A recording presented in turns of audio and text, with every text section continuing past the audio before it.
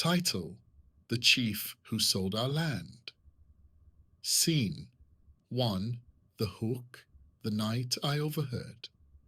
Everything I remember, the exact moment I realized our chief was not the man we believed he was. It was late evening, and the moon hung low over the village like a watchful eye. I had been sent to the palace kitchen to deliver a basket of yams my mother had harvested that morning. Normally, the palace grounds were lively at that hour. Guards chatting, cooks shouting, dogs barking. But that night was strangely quiet. As I approached the palace gate, I noticed a pickup truck I had never seen before.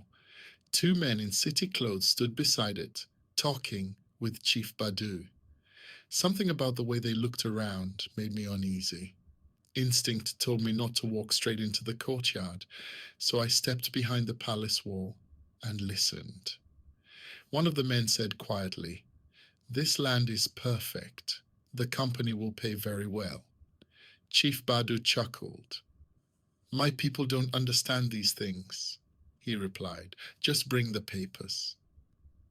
In that moment, something cold settled in my chest. Scene 2. When the chief first arrived. When Chief Badu first became our chief, the whole village celebrated. Drums echoed through the night for 3 straight days. Women danced in colorful cloth. Children ran around laughing, and the elders poured libation under the big neem tree, asking the ancestors to bless his reign. I remember standing in the crowd when he gave his first speech. "My people," he said proudly, "I will protect this land like my own child." Everyone cheered. Back then, no one doubted him. Scene 3. The first strange incident. The first sign of trouble came from Kofi the farmer. One morning he walked into the village square looking disturbed. His clothes were dusty, and his face carried the tired look of a man who had not slept.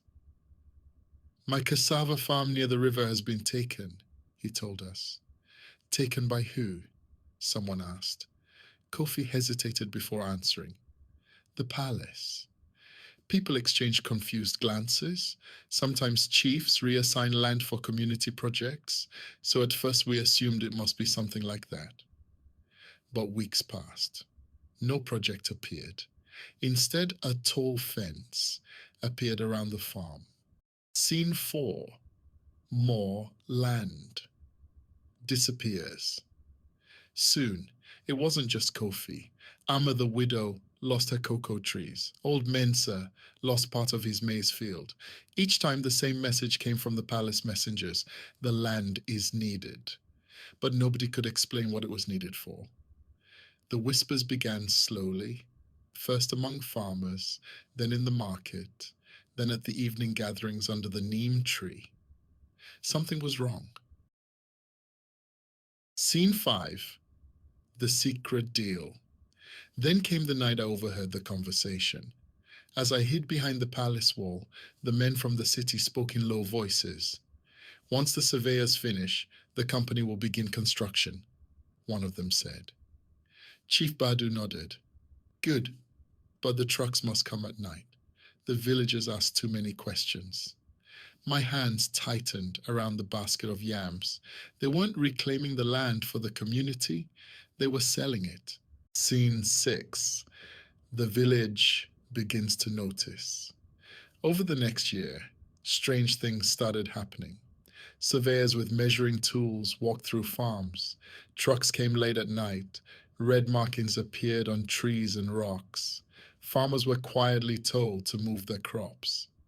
Fear kept most people silent, but anger was slowly building like a storm, gathering over the hills. Scene 7. Market Day Confrontation. Everything exploded on a hot market day. The square was packed with traders selling tomatoes, smoked fish, and plantains. Goats wandered between baskets while women shouted prices across the crowd. Suddenly, a group of farmers marched into the square. At the front was old Mensa, a man who almost never raised his voice. He stood in the middle of the market and shouted, "Enough!" The entire market froze. "Our land is disappearing," he continued. "Our children will have nothing if we stay silent." The murmurs grew louder. Then someone appeared at the edge of the crowd. Chief Badu. Scene 8. The moment fear broke. The chief stepped forward, his face hard. "You forget who leads this village," he warned. The crowd grew quiet again. For a moment it seemed like fear would win. Then a young man stepped forward. "This land does not belong to you alone," he said. You could feel the tension in the air. For the first time since he became chief, Chief Badu looked unsure.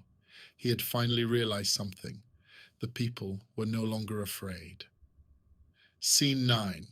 The truth comes out. Petitions were sent to higher authorities. Investigators arrived months later with documents and questions.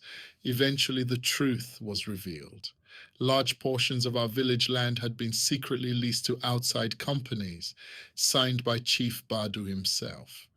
Scene 10. The chief's quiet exit. The day he left the palace was strangely silent. No drums, no farewell ceremony, just a small truck carrying his belongings away from the village he once ruled. Some villagers said we should forgive him. But every time I walk past the empty fields near the river, I remember the words I heard that night behind the palace wall.